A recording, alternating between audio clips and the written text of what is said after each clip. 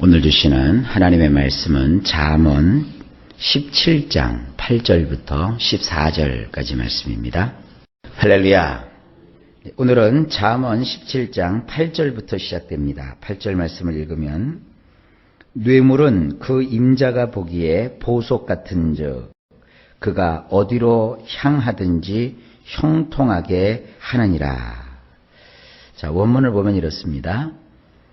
선물을 주면 그것을 소유한 자들의 두 눈에는 귀중한 돌로 여겨지나니 그것이 어느 방향으로 향하든지 그것으로 잘되게 되느니라. 자, 우리 성경은 이것을 뇌물이라고 번역을 했어요. 여러 가지 말들 가운데 왜 이걸 뇌물이라는 이런 부정적인 말로 표현을 했는지 저는 성경 번역자가 아니라 잘 모르겠는데 이건 나쁜 의미로서의 뇌물을 뜻하는 단어이기도 하지만 선물을 주다 이런 뜻도 가지고 있어요. 그래서 오히려 문맥의 흐름을 보게 되면 선물을 준다라는 겁니다. 이 세상에 진심이 담긴 선물 혹은 진심이 담기지 않더라도 선물을 받아서 싫을 사람이 있을까요? 그 허접한 선물 그런 거 말고요.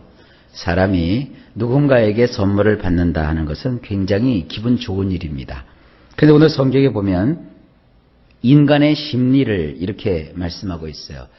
선물을 주면 그것을 소유한 자들의 눈에는 귀중한 돌로 여겨진대요. 그러니까 선물을 받게 되면 그 선물은 단지 무슨 굴비 세트니 무슨 책이니 이러면서 종류에 상관없이 막상 그 선물을 받으면 그 선물을 받아서 자기 것으로 가지는 사람의 두 눈에는 그 선물이 귀중한 돌처럼 여겨진대요. 귀중한 돌이라고 하는 것은 우리식으로 얘기하면 보석이죠. 보석. 대개 그 보석들이 아주 귀중하지 않습니까?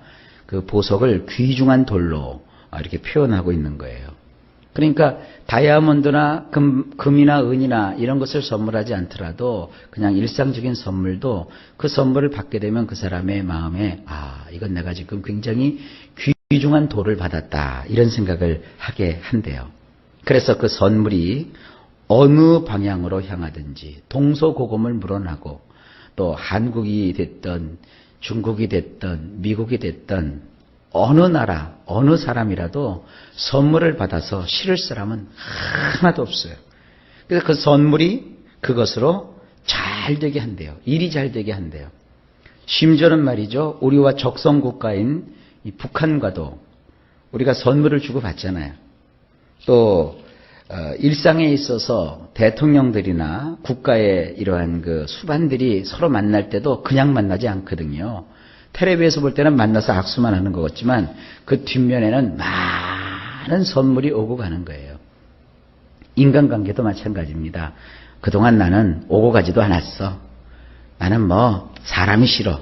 그렇게 산다면 제가 드릴 말씀은 없어요. 그러나 인간관계가 좀 더 부드럽고 하는 일이 좀 잘 되기를 원하면 뇌물이 아니라 이 선물을 여러분도 하실 수 있기를 바랍니다. 하나님이 알려주시는 지혜예요. 그러니까 여러분도 선물을 하는 그런 인생을 꼭 사실 수 있길 바랍니다. 이게 지혜입니다. 그러면 일이 잘 될 겁니다. 자, 9절. 허물을 덮어주는 자는 사랑을 구하는 자요. 그것을 거듭 말하는 자는 친한 것을 이간하는 자니라. 원문이나 우리 성경이나 똑같습니다. 그러나 원문의 표현이 조금 다르니까 한번 들어보실래요? 잘못한 것을 덮어주는 자는 사랑을 구하는 자이지만 그 사실을 반복하는 자는 벗을 갈라놓느니라. 오늘 계속 인간의 심리에 대해서 나오네요. 이 사람이 뭔가 이렇게 잘못을 할 수 있어요. 실수 없는 사람이 어디 있습니까? 10대만 실수하는 거 아닙니다. 20대 청년만 실수하고 실패하는 게 아닙니다. 30대, 40대, 50대, 60대, 70대, 80대, 90대, 100살 넘으신 분은 아직 못 봤기 때문에 100살이 넘어도, 1000살이 넘어도 여러분, 사람은 다 누구나 실수할 수 있고 잘못할 수 있어요. 근데 중요한 게 뭔지 아십니까? 그것을 덮어주는 거예요. 여러분도 이렇게 경험을 해보시잖아요. 자꾸 그 잘못을 들추어내고 그걸 반복해서 말하고 또 되짚고 그러면 그게 뭐 노파심에서 내가 너에게 잔소리하는 거라 그러지만 그런 잔소리는 자꾸 잘못을 반복하고 거듭 기억나게 하는 이런 일은 아주 친한 벗이라도 갈라놓는데요. 그러나 잘못을 덮어주면 이것은 사랑이 거기에서 움트게 되고 사랑이 꽃피게 되는 거예요. 기억하십시오. 잘못을 덮어주는 자는 사랑을 구하는 것입니다. 이런 말은 안 통하는 거죠. 내가 사랑하는 것 때문에, 사랑하기 때문에 이런 말 해주는 거야. 그래서 막 상대를 공격하고 비난하고, 이거 사랑 아닙니다. 그건 갈라지는 거예요. 서로 덮어주십시오. 감추어주고 또 이해해주고 이런 것이 지혜라고 말씀하고 계십니다. 자, 그 다음 10절입니다. 한마디 말로 총명한 자에게 충고하는 것이 매 100대로 미련한 자를 때리는 것보다 더욱 깊이 박히느니라. 굉장히 우리 성경은 의역을 했는데 원문은 이렇습니다. 어리석은 자를 100대 때리는 것보다 책망 한 가지를 신중한 사람에게 내리는 게 낫다. 어리석은 사람은 맞을 가치도 없어요. 그 어리석은 사람 자꾸 때려봤자 성깔만 나빠지고요. 사람만 버려놓습니다. 여러분 절대 사람은요 때려서 가르치는 거 아닙니다. 옛날에 군대 가면 무조건 막 세워놓고 사람을 때렸잖아요. 막 개패듯이 패고 그 때려서 막강 군대가 되는 거 아닙니다. 사람은 때려서 그 아픔 때문에 그 권위에 눌려서 순간적으로는 뭐가 되는 것 같아도 그것이 오래 가지 않습니다. 사람은 절대 매로 다스려서는 안 돼요. 그러나 그 책망 한 가지도 이 신중한 사람에게는 이 약효가 있는 거예요. 그러니까 저 사람이 참 신중하고 지혜롭고 이 신중하다라는 것은 이해심이 있다. 뭘 이렇게 이야기하면 잘 알아듣고 깨닫는다. 이런 사람을 신중한 사람이라고 성경은 표현하고 있어요. 이런 사람에게는 따끔한 책망 한 가지, 충고 한 가지라도 그에게 굉장히 좋은 효과가 있지만 어리석은 사람은 때려도 여러분 팔만 아프지 속만 상하지 아무것도 안 돼요. 그러니까 혹시 주변에 이런 어리석은 사람이 있으면 어떻게 되느냐, 그냥 방치해버리라는 얘기 아닙니다. 그를 위해서 기도할지언정 매로 절대로 다스릴 수 없다는 것을 지혜로 깨달으시기 바랍니다. 11절 악한 자는 반역만 힘쓰나니 그러므로 그에게 잔인한 사자가 보냄을 받으리라. 원문이 이렇습니다. 악한 자는 오로지 반항할 것만 추구하지만 결국 지독한 사자가 그를 대적하기 위해 보내지게 되느니라. 여기도 인간의 심리예요. 여러분 사람 가운데는 악한 사람이 있어요. 사람은 처음에 딱 보면 몰라요. 처음에 너무 사람을 믿지 마세요. 너무 처음부터 야, 저 사람 좋다. 또 혹은 저 사람 나쁘다 그렇게 말하지 마세요. 살피셔야 돼요. 아, 저 사람이 악한 사람인지 악하지 않은 사람인지. 근데 악을 추구하는 사람은 좀 지내놓으면 오로지 반항만 한대요. 반항. 이 반항이 뭐예요? 대드는 거예요. 자꾸 비판하고요. 뭐가 안 좋다. 뭐가 안 좋다. 이래서 틀렸고 저래서 틀렸고 저 사람은 저래서 이거 마음에 안 들고 또 그 사람은 뭐 그래가지고 이거 볼 때마다 기분 나쁘고 뭐 이렇게 자꾸 이 인생을 반항하는 사람, 이런 사람은 악한 자래요, 성경은. 근데 이 악한 사람은 결국 이 자충수를 두는 거예요. 자기 스스로 어떻게 뭘 못해요. 그런데 하나님도 가만히 안 두세요. 이 악한 사람은 하나님이 그를 위해서 지독한 사자를 보내주세요. 이 지독한 사자는 하는 그런 사자 아니고요. 여기서 말하는 이 사자는 요즘 말로 하면 메신저입니다. 소식을 전하는 자. 혹은 국가로 치면 공무원. 어떠한 그 권세 있는 자의 명령을 가지고 그 명령을 집행할 수 있는 자. 이게 바로 이 사자예요, 사자. 그런데 그 사자가 선한 사자가 아니라 아주 지독한 사자, 혹독한 사자를 그를 대적하기 위해서 하나님이 보내버리신대요. 그러니까 악한 사람은 결국 자기의 악으로 인해서 이런 지독한 사람을 만나요. 왜 여러분들 그런 얘기 이 세상에서도 하잖아요. 저 사람이 아직 임자를 못 만나서 그렇지 임자를 만나면 저 사람도 큰 코를 다칠 거야. 뭐 그런 내용이에요. 그러니까 이것은 하나님께서 악한 사람에게 반드시 지독한 사자를 보내서 그를 아주 곤경 속에 빠뜨린다 그런 얘기가 아니라 선하게 살아라 이거예요. 반항하며 살지 말고 악하게 살지 말고 선을 추구하며 착하게 살아라. 이제 그런 내용입니다. 자, 그 다음 12절. 차라리 새끼 빼앗긴 암콤을 만날지언정 미련한 일을 행하는 미련한 자를 만나지 말 것이니라. 원문 이렇습니다.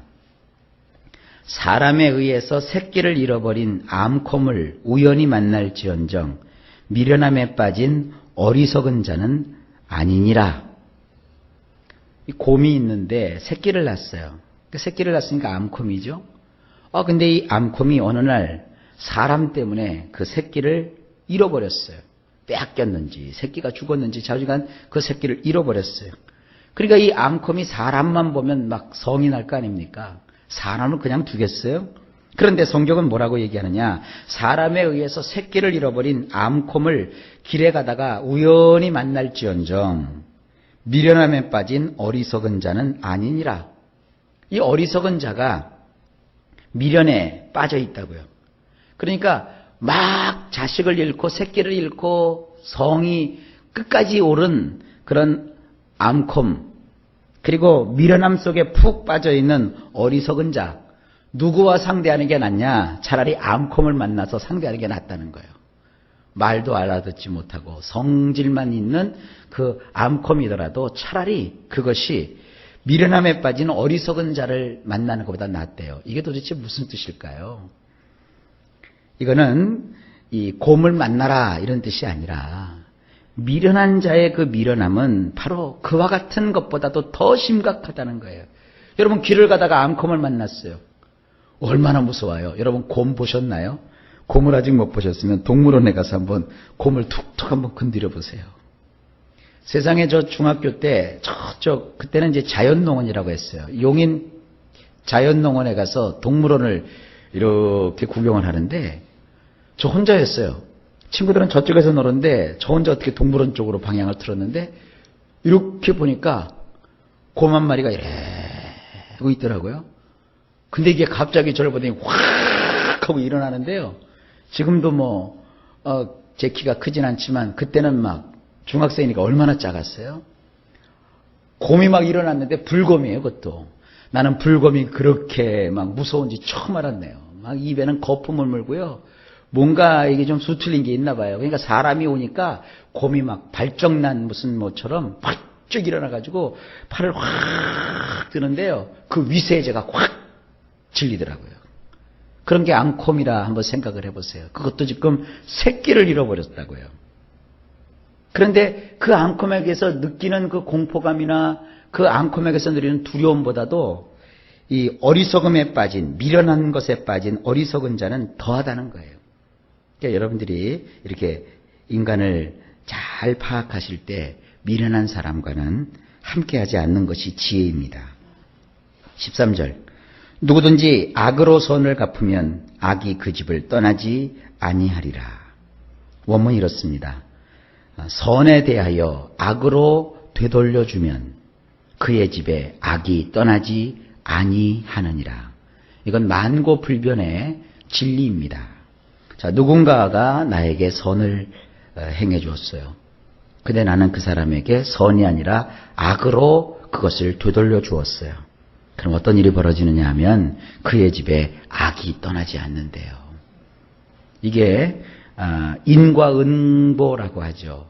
어떤 분은 이 인과응보가 불교 사상이라고 얘기하는데 절대 인과응보는 불교에서 나온 사상이 아닙니다.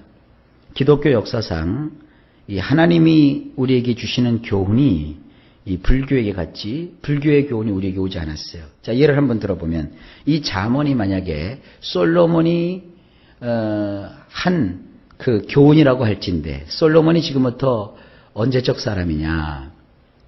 주전 한 800년경 사람이에요.